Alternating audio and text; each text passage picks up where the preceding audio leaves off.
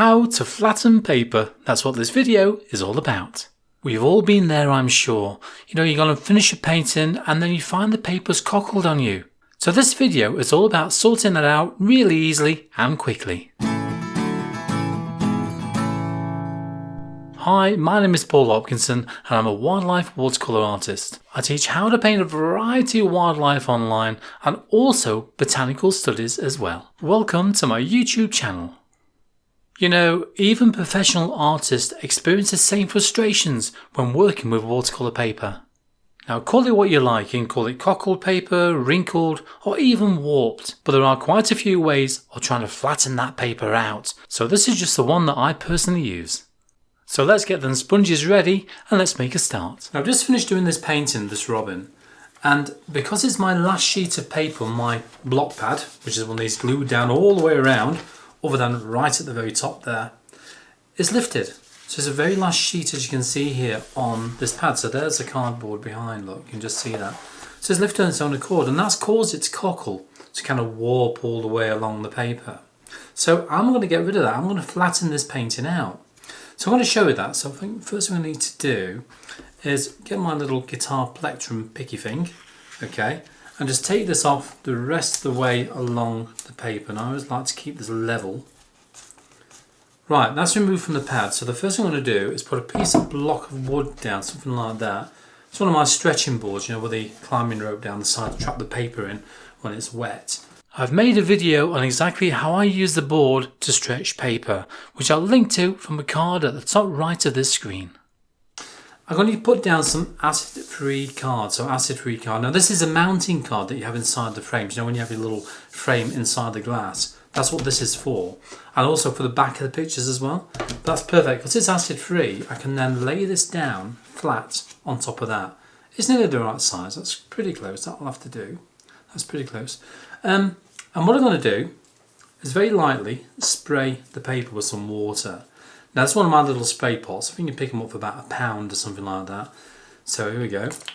Very lightly. Don't soak it right through and don't move the paper once you've wet it, because you don't want the water seeping on the underneath this.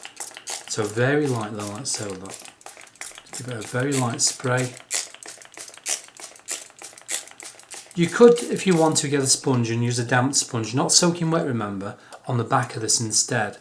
And what this will do, it will soak into the back of the paper. Something like that. And very lightly go over with your fingers just to smooth it around. Okay. Make sure it's evenly coated with water. See, that's not too much water on there, it really isn't.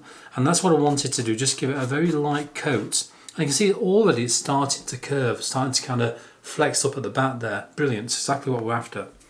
So I'm going to get another piece of mounting board. Okay, I'm going to pop that over the top.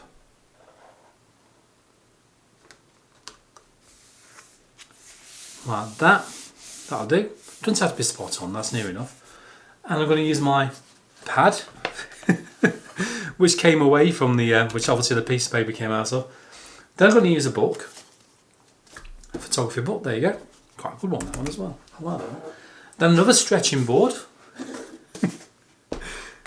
And then, finally, I'm going to put a very heavy painting toolbox. That's one of my boxes, I've got all my paints inside there, look.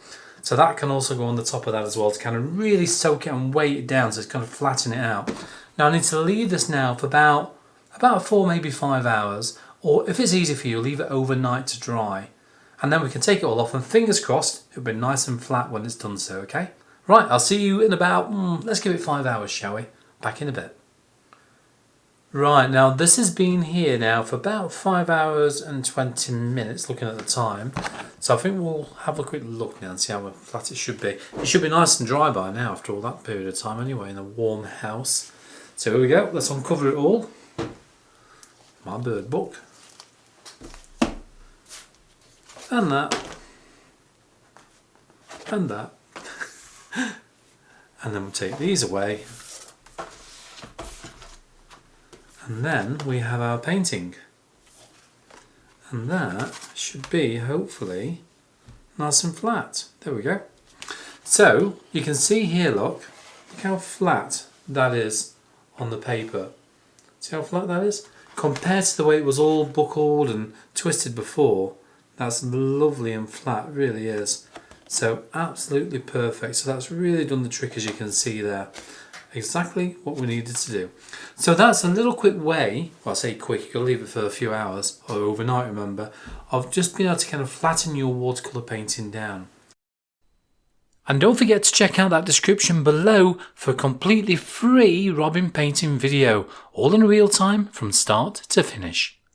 And if you liked this lovely Robin painting, I'll see you in the next video to the right, which shows you how I painted the tummy feathers. I'll see you there.